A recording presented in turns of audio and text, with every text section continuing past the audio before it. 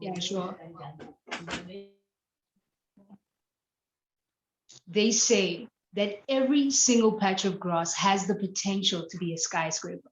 All it needs is to be put under construction. Welcome back to another episode of Under Construction. My name is Ulam Lela Umagaba Unozinga Umdumlambu Titiwa. Yes, I got it right this time. I know you thought that it was all that, but it wasn't. I know who I am. I know who I is. Today we're with none other but Dr. Jason Magaela. This is not just a doctor because not a Dr. Malinga, this one. This is an actual medical doctor and author, a man who has a story to tell of endurance, perseverance, pushing through when nothing else seemed to be putting his way. And so, Dr. Jason, welcome to Under Construction. Thank you so much for joining us. Thank you so much for inviting me. It's actually such an honor and a pleasure to be here. Oh man, we're super honored to be there. I just wanted to, as we kick it off, I wanted to know. Someone I always wanted to ask medical doctors. Mine is a bit old, so I never felt comfortable asking him. So I mean, just had to fall on the lot had to fall on you. Yeah. In that moment, because I've always seen it on Grey's Anatomy, of clear, and it's like, does it happen that fast? And is that the procedure? Well, it depends. It depends on encounter, because every medical condition and every person is unique as well. Like we get taught stuff, but then when you take things and see them in like practically seeing everything, it's a whole different thing. So like even right now, it's actually important, like from medical school, do your internship and everything, because that's when you see what actually the books. Oh, okay. Yeah. No, man, that's fair enough. I've always just wondered because I've never been in that kind of situation, and so it was just a thought. Dr. Jason, as I've already said, your story is one of perseverance, one of endurance. But before we get into that bit of it, can you just tell us about your background and your upbringing? Okay. Like you said, my name is Jason Magaela, actually doctor. Let's not forget that part. Yeah, I'm from Libafomu, which is a township in Limpopo. So I was born and bred there, and I have 3 siblings: an older brother, the deputy parent, and then an older sister who's the princess of the siblings. And my younger brother, who me and him call each other Trini, because apparently people say we look alike. But anyway, and then all the love and guidance that I got from my parents. And so I think with me, like my story actually makes sense when I talk about my parents and actually my family as well, because I think it was around 2004 when my mom now was permanently confined to a wheelchair. And I remember it was that year as well whereby like I even accepted Jesus Christ as my Lord and Savior, because some things that happened which I was like, there's no way that that a human hand could be responsible for what's happening now. And so then like I just grew closer to my mom. And then and then my dad was such an inspiration, because I mean, like, you got married to someone who, wasn't like that, or was confined to a wheelchair. And that guy was amazing. Like, even right now, like, I look up to that guy, because I think he defied everything that they say about what men do these days. They leave their wives, do that, and then So I'd say like I'm actually closer to my mom than I am to my dad, but still respect the guy, And then I did my matric in 2010. World Cup vibes. It was all happening. The Kumnanzi, and then. And then I applied to study medicine. And the reason why I applied to study medicine was that apparently when I was 4 years old, that's when I actually declared that, I'm going to be a doctor. And then like it was just and even when there was a time whereby school wasn't waking, like, when adolescent is kicking in and you're like, I don't want to be. Yeah, and then my parents like even set me down, or when they're like, yeah, I want that meeting whereby they sit you down. So that happened, and then I was like, okay, fine. Like, it's something that I've always wanted to do. I can't let like my laziness of studying to actually get into the way of me being something that I've always wanted to be. And then I applied to a couple of medical schools, and UCT was the lucky one to have me. UCT was very lucky. And see. Yeah, and then that was the first time whereby like I started, like, then I felt something in my entire life. I was like, yeah, what's going on? I was seeing flames. Yeah, I was seeing flames, like proper flames. And then that at that time, and then I failed the semester, and then I was allowed to. And so they have a fancy program at UCT whereby they allow you to actually repeat the whole semester Mara in a stretched out term. So that actually years to the years that you're studying. And then, yeah, failure upon failure. I dropped out at some point in time. Dr. I don't mean to cut you off, but because I know that's part of the meat of the story. Those are the battles, and those are the endurance bringing forth situations. Just getting back to child with DACA. So you're a 4-year-old child who declares, I mean, I think as we all do that, I want to be a doctor.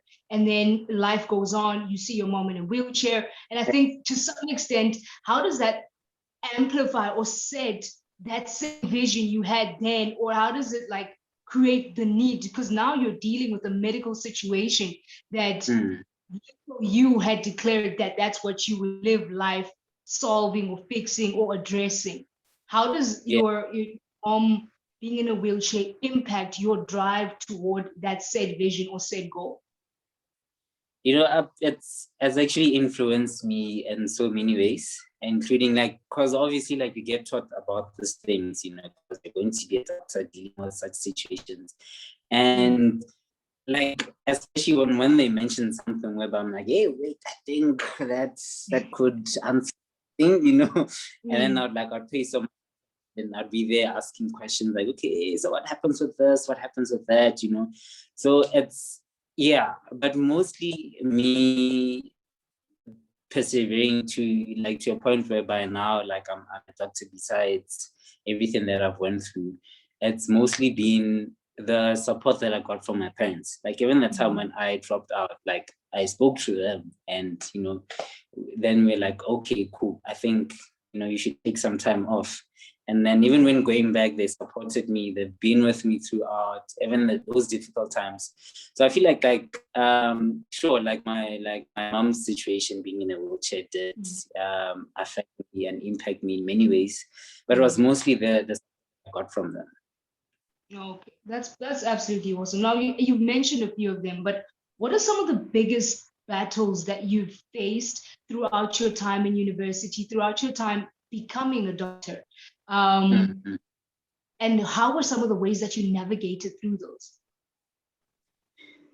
I feel like it was a time in 2016 when I was like, okay, let me go back to school now, because now I was going to repeat a year which I had failed 2 years back. And for the 2 years when I was home, I wasn't studying or anything. So now, I mean, like, you're going back to medical school and you haven't been studying for 2 years. Like, that was hard, I won't lie. And the fact that, my peers, my friends, they were all moving up in life, and it was, when knowing that, your friends are almost done with school, some of them are just, almost done as well, like they're there, but, most of them are seniors. You can't really relate anymore, because now I'm like, I'm still in second year, still dealing with things from here. So I won't lie, that I feel like that was difficult. Like, I remember I even lost so much weight at that time. Sure.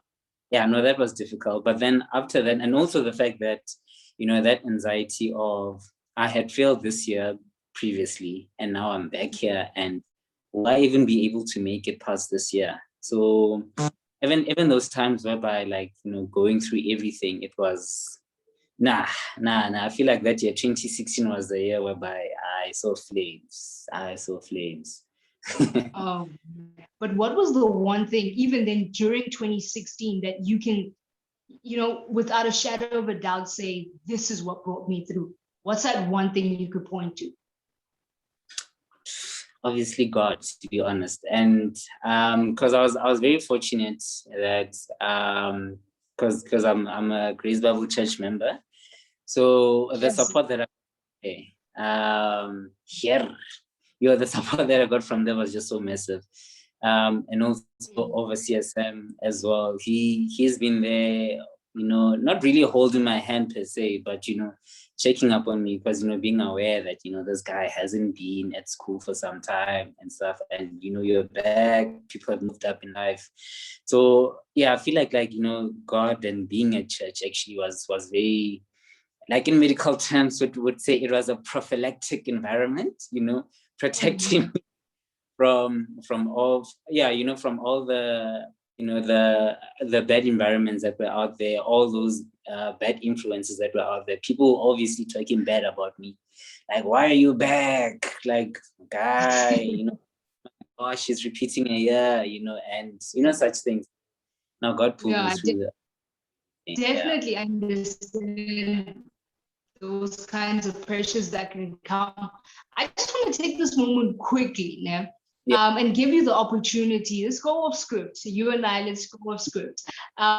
Take this opportunity just to speak to people who might find themselves in a 2016. You hear what I mean? Whether they be medical students, engineering students, they don't even have to be students, just people who find themselves in that same mind space that you found yourself in 2016, and just speak to them just briefly for a minute. Go for it. Okay, to be honest, if you have God by your side and you know that there's something that you want to do, and you have an assurance that God wants you to do this, go for it. Because no matter how hard it is, because I won't lie, like, it was extremely hard. Like, me losing weight, like, did show that emotionally, mentally, I was going through some stuff, and it was a thing of schools, there's so much go there already, but then now there's all this other stuff, me being so ashamed, me being so embarrassed, obviously. But then at the back of my mind, I was like, it's fine. What matters is that I'm going to be a doctor one day, and as hard as it may be, you need to surround yourself with people that are pouring into you and pouring into your vision, that understand your vision and that understand your struggles as well. Because sometimes people can know your struggle, and if they don't understand you and support you in all of that, it kind of makes everything so hard.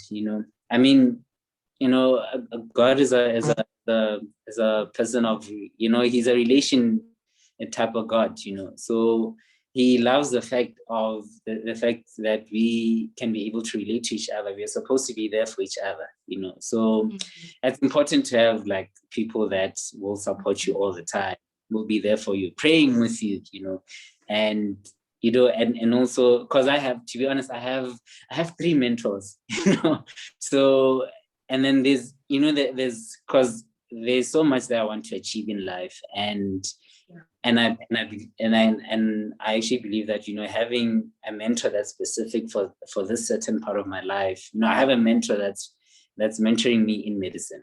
There's a mentor that's there, in terms of spiritual issues and life in general, and then there's a mentor that mentors me in terms of me being a man, and actually being a man that's a healthy kind of man that should be there in the society. So it's something that I've spoken to them. So it's important, firstly, to have God by your side, to have people that support your vision, and to have mentors as well that understand and want you to succeed in life. So yeah.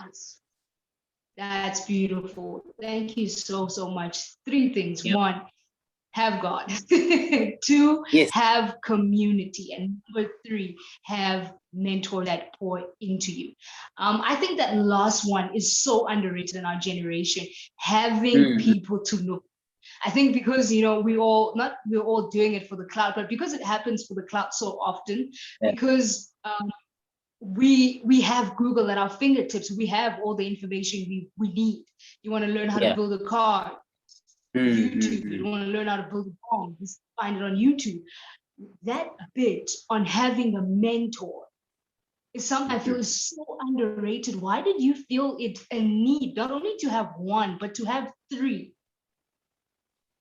So firstly, in life, you must be smart. Don't aim to work hard. You must be smart about things.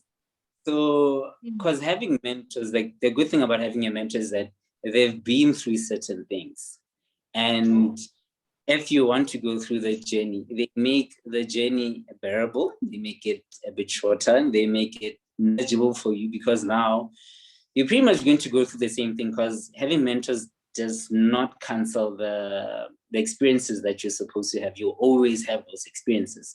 But then now you go in with of knowing what you're actually going through, how you're going to go through everything. And for me, because there's obviously so much that I want to achieve, and having guidance, I think I've seen from the moment I had just one mentor, I saw that having that guidance was so valuable, to a point whereby, and because I'm one of, I'm that person whereby with them I'm open. Like they know me, they know what's up with Jason. So even when they review some certain things, they talk from a point of, person what he wants to achieve and stuff. So it's very helpful to have such people, knowing that you're going through the same thing they've went through, but then they pour into all those things that, that help them to achieve. And then you put that into practice. Then you learn as well, put in your own experience to achieve more. So having mentors is amazing. It's amazing. Wow, awesome, man. So that could be a great motivation.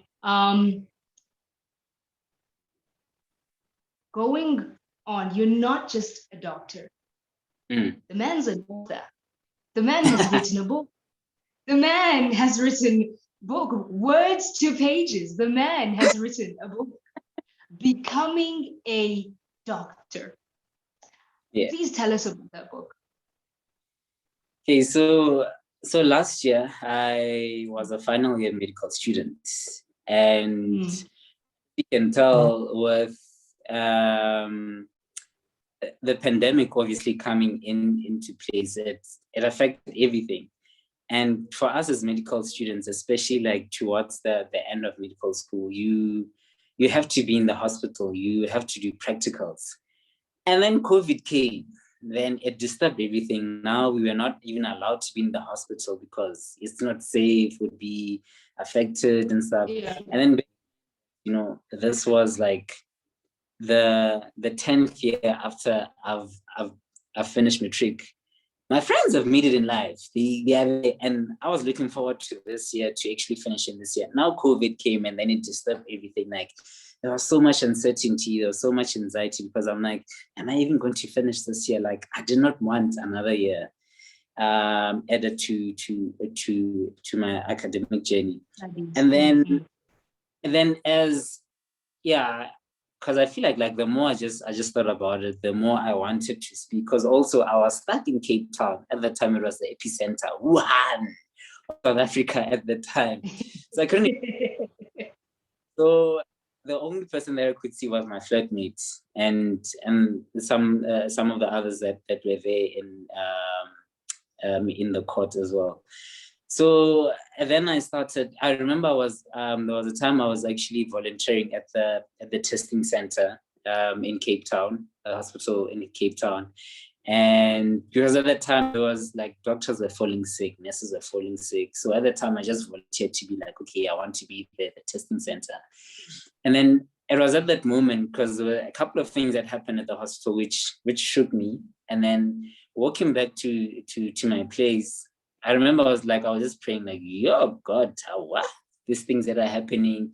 And, you're not even sure what's cool is going to happen today and stuff. And then this idea just dropped into my mind of, put this thing to paper. And I'm like,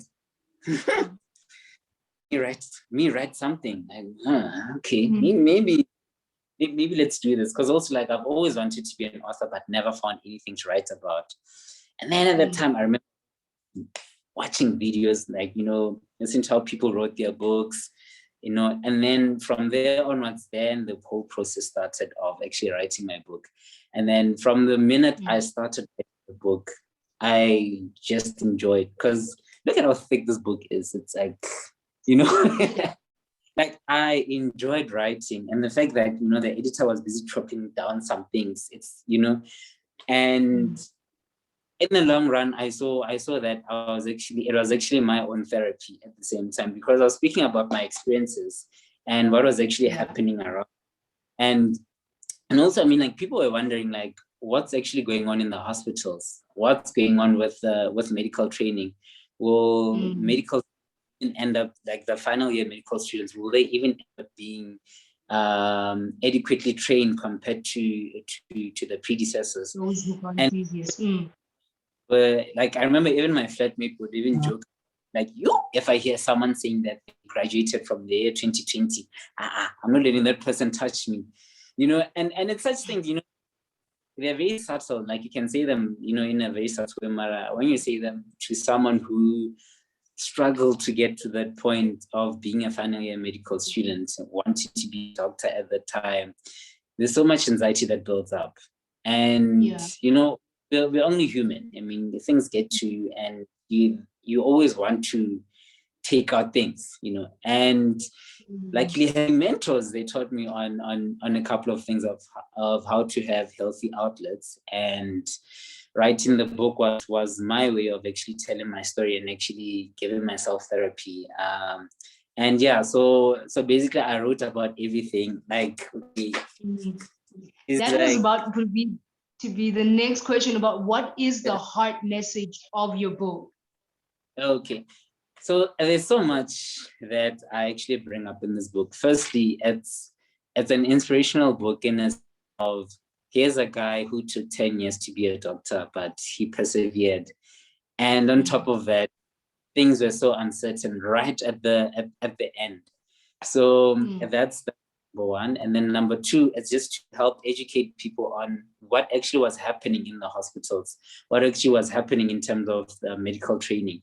And not just and also what actually changed, during that time. Because now, like, there are times whereby I put a contrast of what normally happens, and then this was happening during the pandemic, and just to show people what actually happens there. And in a way, I'm hoping that people will start appreciating healthcare workers more, because there was so much anxiety. Like, everyone was so anxious. And I mean, we went through stuff, and we still had to be there for other people, And then that is true. Yeah, and then another point that I highlight as well as mental health as well, because I believe there were times whereby my mental health was a bit shaky. It was very shaky.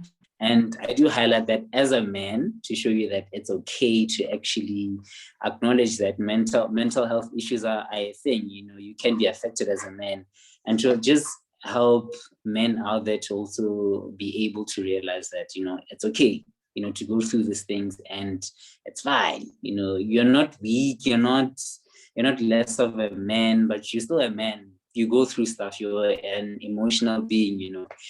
And also, Mjolo, I know it showed me flames because it was virtual, and also just to try to show people that, like, whatever that you went through, I went through as well.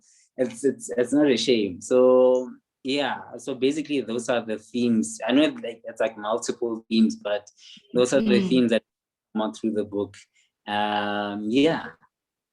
Wow, that's absolutely amazing. I love the fact that, one, you as an individual are a multifaceted person, then your Yeah. book, your first piece of art, like it basically represents or it tells that same story, that it's not just one theme, it's not just one story and one highlight, it's multifaceted, multi-themed, and that is beautiful and diverse and to be celebrated. As a person, not only who graduated in the 2020, but who also wrote their first book in the year 2020, what is the one biggest life lesson you think you took away, or you believe that you took away from the year 2020?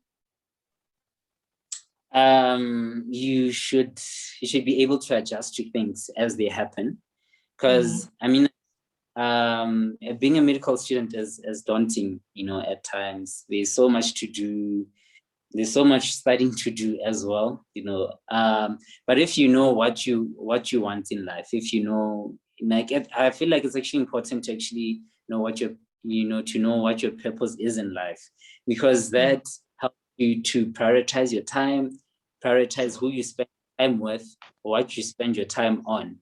And knowing your purpose actually dictates everything that you do, everything that you think about, and then the things that you spend time on. Because I won't lie, like, there were some people I had to cut out of my life because I'm like, there's a book I want to write in the year 2021. This book needs to be out, and you were a hindrance towards this vision.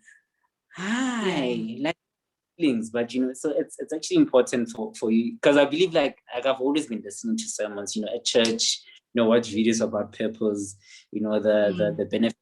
Then I feel like last year was when I actually put it into practice, that okay, this is what I want to do, and this is how I'm going to spend my time, and like I mean, like, people do ask me now, like, where did you find the time to even write a book?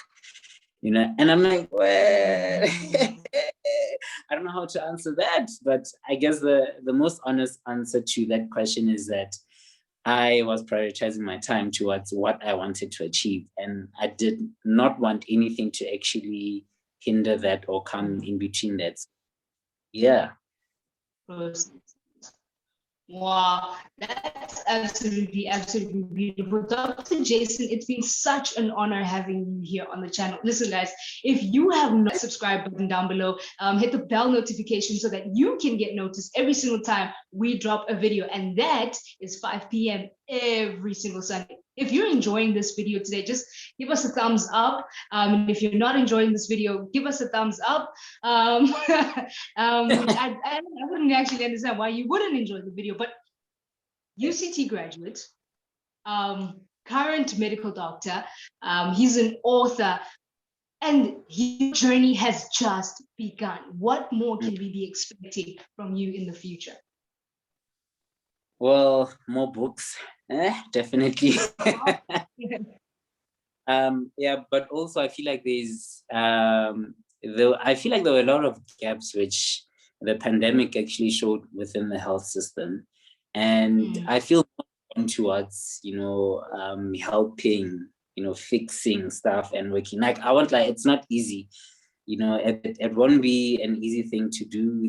There's so much to do in the health system, the allocation of resources, prioritizing which patients to take care of. There's a lot to do. So I feel more drawn to that. And I do feel like in the near future, I will be actually more into that, the health system, health economics and stuff, and all the health policies. I feel like I would see myself in there more than actually being in the hospital, poking people, taking blood, But yeah, you can expect that from me in the future. Oh, awesome. We are looking and we are watching, just waiting to see everything that's about to happen and roll out in your life. Congratulations on graduating.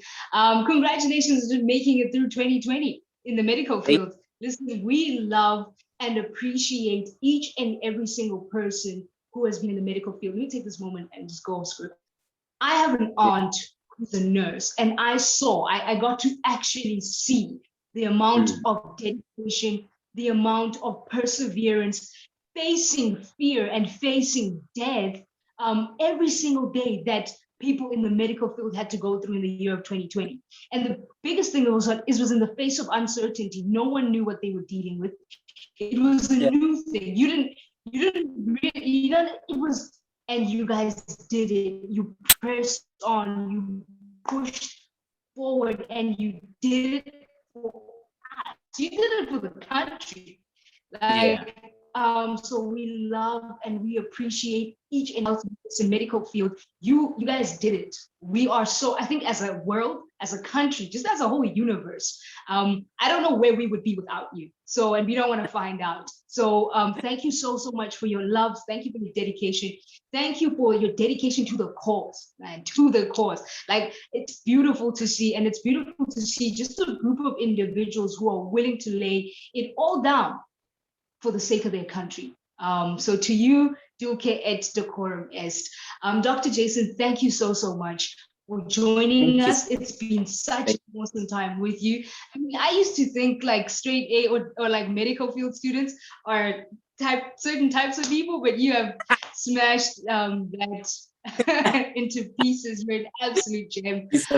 We look forward to every single book that you will be released. I look forward to reading this book. I'm super excited for it. Where can we find it, and when are you releasing it? Okay, so the 1st of May, 2021, that's the official book launch. And yeah, so basically from now on, like, the books are actually just here, you know.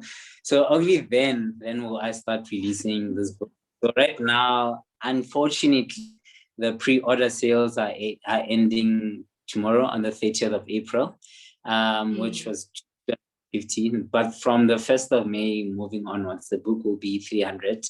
And so the person to actually, because if you do follow me on Instagram and Facebook and Twitter, then you'll see the actual person that you're supposed to get your orders from. And actually it's in the book as well.